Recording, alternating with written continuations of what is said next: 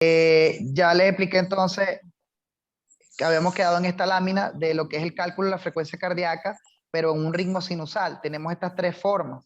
A mí particularmente la que más me gusta es la número 2 porque es más exacta. Cuentan el número de cuadros pequeños en el intervalo, en un intervalo RR y van a dividir 1500 entre ese número de cuadros pequeños. Y eso le va a dar la frecuencia cardíaca más exacta.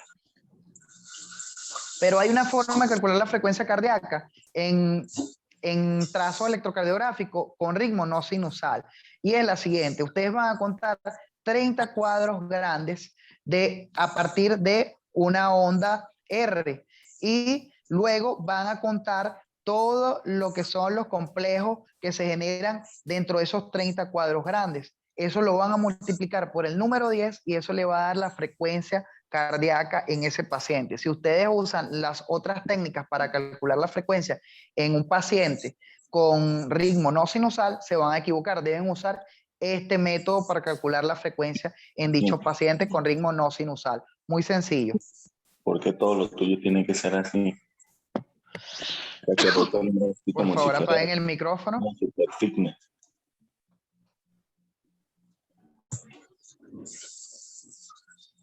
Ajá, entonces continuamos. ¿Qué es lo siguiente que deben verificar? Deben verificar el segmento PR, el complejo QRS y el intervalo QT. El PR, como ya les dije, lo van a medir desde el intervalo, desde el inicio de la onda P hasta el inicio de la onda Q o inicio de la onda R, dependiendo de la morfología del complejo QRS. Debe estar comprendido entre 0,12 y 0,20 segundos. Si está por debajo de 0,12, les mencioné el ejemplo, y además hay una onda delta, estamos ante un Wolff-Parkinson-White. Si estamos por encima de 0,20, hay que pensar en bloqueo auriculoventricular, y en ese caso ya tendríamos que pasar a determinar qué tipo de bloqueo es, si es 1, si es 2, Movic 1 o 2, o si es un bloqueo auriculoventricular completo, grado 3, o disociación auriculoventricular, por citar algunos ejemplos de forma rápida.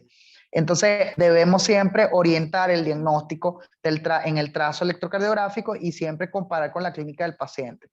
Entonces, continuamos. El complejo QRS debe medir de 0,6 a 0,10. Entonces, es importante la medición del tiempo que dura este complejo y de su morfología, que no haya melladuras, que no hayan lo que son complejos de ondas RSR', esos complejos QRS con lo que es una morfología en forma de M o de W, sobre todo en las derivaciones B1, B2 o B5, B6, que nos pueden hablar acerca de bloqueos de rama. Y obviamente cuando está por encima de 0,10 ya debemos pensar en bloqueos incompletos, y por encima de 0,12 deberíamos pensar en bloqueos completos de rama, sobre todo si se ubican en derivaciones específicas en las cuales evaluamos alguno de los dos tipos de rama. El cálculo del eje eléctrico, hay tres maneras de calcularla. La más sencilla es la primera, donde vamos a ubicar sencillamente lo que son las derivaciones D1 y ABF. Pero ¿qué es el eje eléctrico? El eje eléctrico es la dirección del vector total de despolarización de los ventrículos. En el cálculo del eje eléctrico solamente usaremos las derivaciones periféricas. Eso también es un dato muy importante. No usamos las derivaciones precordiales para calcular el eje eléctrico. Solo las derivaciones periféricas de 1, de 2, de 3, ABL, ABF, ABR. ¿Ok? Y vamos entonces con la primera técnica. Hay un poquito de interferencia. Ok. De forma muy sencilla, si vemos que el QRS es principalmente positivo en 1, en la derivación de 1 y en ABF, sencillamente el eje eléctrico se va a ubicar en un cuadrante normal. Lo vamos a ubicar entre 0 y 90 grados. ¿Ok? ¿Por qué? Porque recuerden que el vector positivo de D1 ve hacia 0 grados y el vector positivo de ABF ve hacia 90 grados. Entonces, sencillamente, si tenemos esas dos derivaciones principalmente positivas, nuestro vector vamos a saber de forma simple que se ubica en este cuadrante. Es una técnica sencilla para ubicar el eje, la más sencilla de las tres. Por favor, apaguen el micrófono que está haciendo bastante interferencia. Les pido, por favor.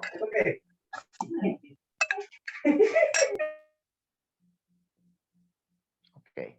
Si en ambas derivaciones, tanto D1 como ABF, los complejos QRS son principalmente negativos, entonces en ese caso hablaríamos de una desviación entre menos 180 y menos 90, como vemos en el caso 2. ¿Por qué? Porque si tenemos D1 principalmente negativo, quiere decir que esa derivación va principalmente hacia su polo, hacia lo que es el polo negativo, que está en menos 180.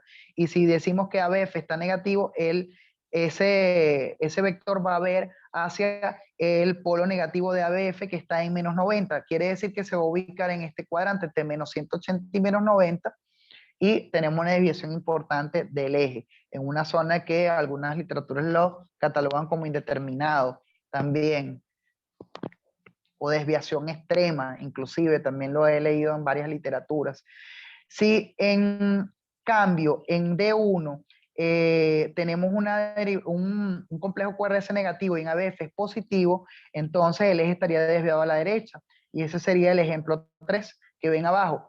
D1 es negativo, quiere decir que va a haber entonces hacia su vector o polo negativo en el sistema que está hacia menos 180, y ABF es positivo, va a ver el vector hacia lo que es su polo positivo, que está en más 90. Y ese cuadrante que nos delimita entonces es el cuadrante inferior derecho. Podríamos decir a simple vista que el eje está desviado a la derecha. Si es positivo en 1 y negativo en ABF, es necesario valorar la derivación 2. ¿Ok? Así, si tenemos que es positivo en D1 y es positivo en D2 también, pero negativo en ABF, el eje está normal. Y es el ejemplo de la figura 4A. Si en cambio observamos que el complejo QRS en D1 es negativo y en D2 también es negativo, y en ABF también es negativo, entonces hablaríamos de que el eje está desviado a la izquierda, ¿ok? Como ven en la figura 4B. Es una forma muy rápida y sencilla de sacar el eje eléctrico, tienen que practicarlo. Inclusive muchas personas tienen esos esquemas en su teléfono o en una aplicación para comparar ahí rápidamente, haciendo una búsqueda rápida en el trazo electrocardiográfico. Otra forma de calcular el eje eléctrico, también muy conocida, buscamos, como vemos en la figura, una onda isodifásica, ubicamos esa onda, por ejemplo en este caso se trataba de ABL, en el sistema desaxial, y vamos a buscar en un segundo paso la derivación que es exactamente perpendicular a esa derivación. En este caso, la derivación perpendicular a ABL es la derivación D2. Luego nos volvemos a ir al trazo electrocardiográfico y buscamos la derivación de 2 y vemos si es principalmente positiva o si es negativa. Si es principalmente positiva, como es en este caso, quiere decir que el vector está viendo hacia su eje, hacia su porción positiva, y por lo tanto va en dirección del vector de 2. En este caso estaríamos hablando de más 60. Ese sería el eje eléctrico de este electrocardiograma. Repito, ubicamos una onda isodifásica que debemos ubicarla en lo que son las ecuaciones frontales o de miembros. Luego buscamos en el sistema desaxial qué derivación es perpendicular a esa onda isodifásica. Esa derivación perpendicular vamos a ir y la vamos a ubicar en el electrocardiograma nuevamente y vamos a ver si es principalmente positiva o negativa.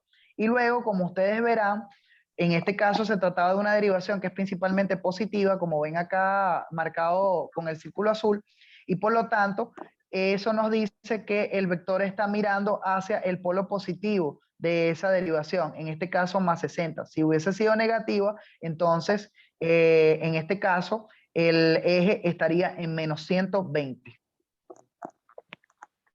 Y la última, la que quizá no le gusta a casi nadie, es esta, que es en la que hacemos un eje de coordenadas para calcular el eje. En este caso, por ejemplo, estamos tomando como ejemplo este trazo electrocardiográfico. Vemos que en la derivación de 1 sacamos medimos su deflexión positiva y su deflexión negativa y hacemos una resta. De igual manera hacemos lo mismo en ABF, medimos su deflexión positiva y su deflexión negativa. Vamos a obtener unos valores. En D1 nos dio 3 la positiva menos 6 la deflexión negativa. Una deflexión negativa más grande que la positiva, nos da menos 3. Y en ABF medimos 8 la deflexión positiva y 3 la deflexión negativa. 8 menos 3 me da 5 positivo. El punto de graficación va a ser menos 3 y 5. ¿Cómo ubicamos estos puntos? El eje de coordenada en este caso va a tener donde lo que es la línea horizontal entre 0 y 180 grados, ahí ubicamos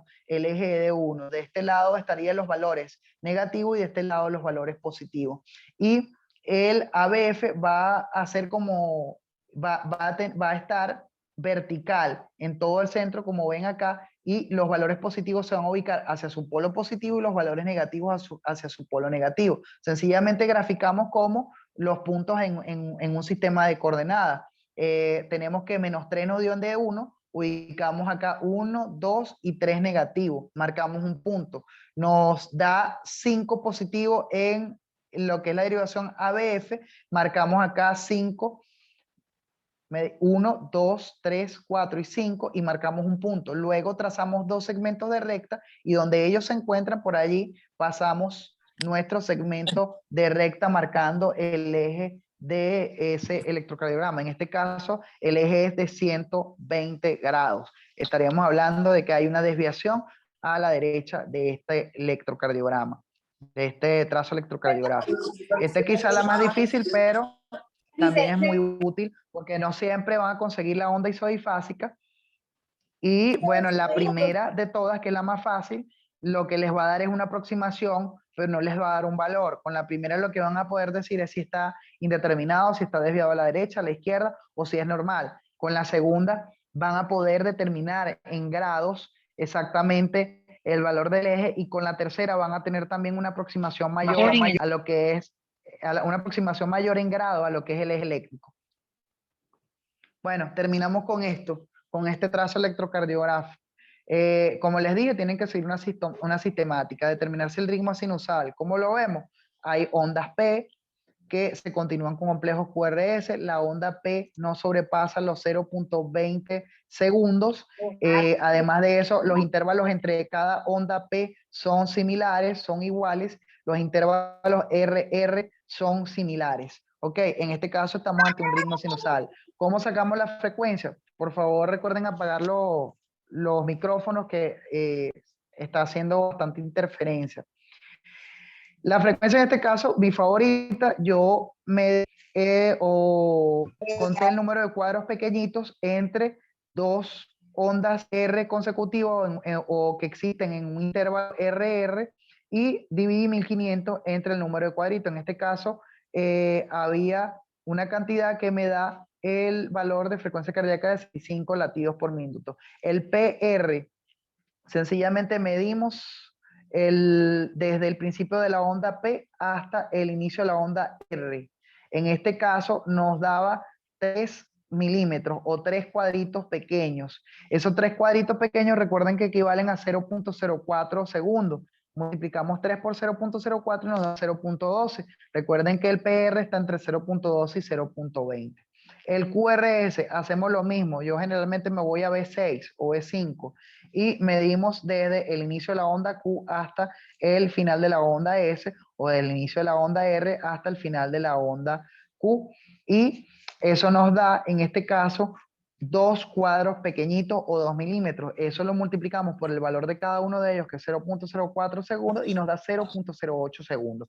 El intervalo QT, sencillamente buscamos y medimos desde el inicio de la onda Q o del complejo QRS hasta el final de la onda T. Y eso nos dio, en este caso, un valor de 9 milímetros o 9 cuadritos pequeños. Recuerden que cada cuadrito pequeño vale 0.04 segundos. Multiplicamos eso y nos da 0.36. Recuerden que en el hombre lo normal es que dé por debajo de 0.45 y de 0.43 y en la mujer por debajo de 0.45. Lo patológico es que dé por encima de 0,45 en el hombre y por encima de 0,47 en la mujer.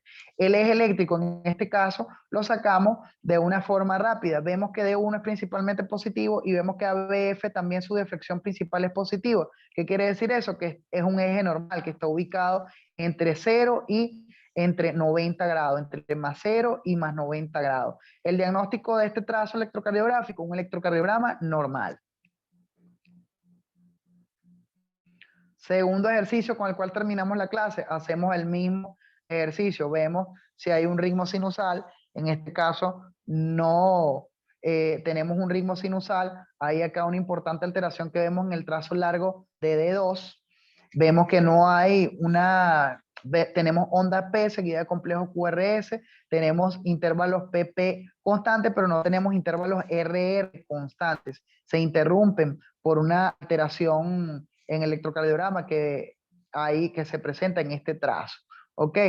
Además de eso, vemos que los intervalos PR, los intervalos PR se ubican en 0,20, están en el límite superior. Entonces, pasamos a calcular la frecuencia cardíaca. En este caso, tenemos que contar 30 cuadros grandes y así logramos determinar que dentro de ese intervalo de los 30 cuadros grandes contamos solamente 5 latidos o 5 complejos QRS. Recuerden que eso lo multiplicamos por 10 y nos va a dar el valor de 50 latidos por minuto. En este caso tenemos una bradicardia. Recuerden que la frecuencia debería estar entre 60 y 100. El PR en este caso nos da, al medirlo desde el inicio de la onda P hasta el final de la onda, hasta el principio de la onda R, nos damos cuenta que tiene 5 milímetros, mide 5 milímetros o 5 cuadros pequeños, lo multiplicamos por 0,04 y da 0,20 segundos. Ok, el QRS, al medirlo, observamos que tiene una anchura de 1,5 milímetros. Si eso lo multiplicamos por 0,04 nos da 0,06, es normal. Recuerden que lo normal es 0,06 a 0,10. El QT nos da 0,36 y el eje, si lo sacamos de forma rápida, vemos que la deflexión en D1 es positiva y principalmente la deflexión en ABF es positiva. Ya sabemos que el eje está normal. En este caso, el diagnóstico que tiene este paciente, que no es motivo de la clase de hoy, es una bradicardia con un bloqueo auriculoventricular de primer grado. Y además tiene extrasístoles supraventriculares, un latido de escape a nivel de la unión. Bueno, eso fue toda la clase de hoy. Muchísimas gracias por su atención y por haber asistido a la clase. Los dejo con palabras del doctor Manuel Ceballos.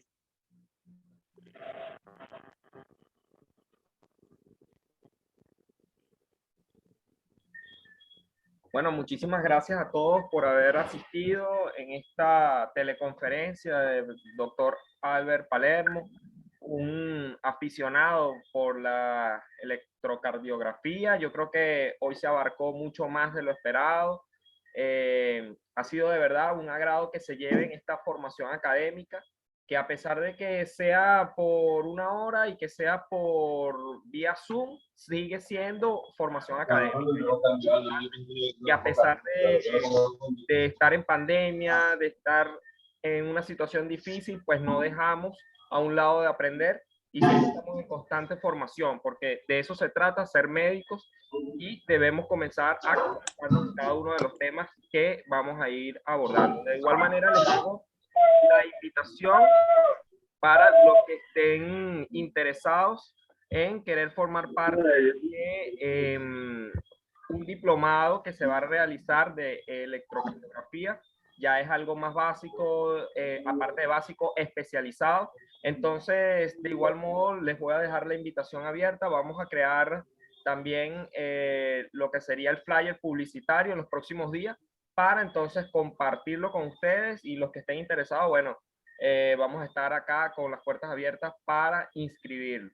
Esto va a tener un aval institucional, se va a costar de 5 clases magistrales, una plataforma virtual donde ustedes van a poder acceder y van a poder ingresar a las clases cuando gusten y donde gusten. O sea, es algo ya bastante avanzado, con cariño, que se le ha hecho para la formación de ustedes.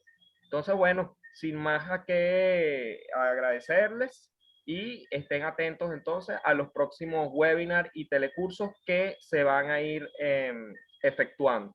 De igual manera, para los que no pudieron ingresar en la noche de hoy, ya sea por cuestiones obvias, porque estaban de guardia, tenían algún tipo de compromiso, se va a plantear la opción de la clase grabada por vía YouTube. Nosotros vamos a encargarnos de facilitarles el link de igual manera en el transcurso de la noche, a más tardar mañana, para que disfruten de esa ponencia de forma virtual y puedan llevarlo al repaso y a la práctica, tal como lo mencionó el doctor Albert Palermo. Bueno, feliz noches y espero estén bien. Muchas gracias. Bueno, feliz noche a todos, muchachos. Les recuerdo por aquí las redes sociales, @dr.albertpalermo, @dr.manuelceballos y @cuasimédico. Son las redes por las cuales publicamos. Siempre estamos haciendo webinars, no solamente de EKG, hemos hecho webinars de neumopatía por COVID, diagnósticos radiológicos, de la parte del diagnóstico ecográfico. Entonces, estamos siempre bastante activos con lo que es la academia, que lastimosamente se ha perdido un poco los últimos años por situación de pandemia, por situación país en Venezuela, pero siempre estamos atentos a sacar nuevas actividades para que estén pendientes a través de esas redes. Que tengan una feliz noche y gracias por asistir. Gracias, feliz noche. Gracias, gracias. Gracias, doctores.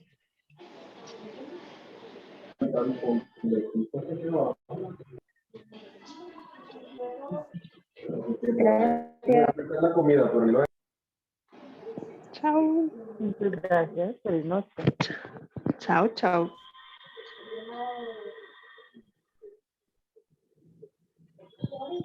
Chao, chao.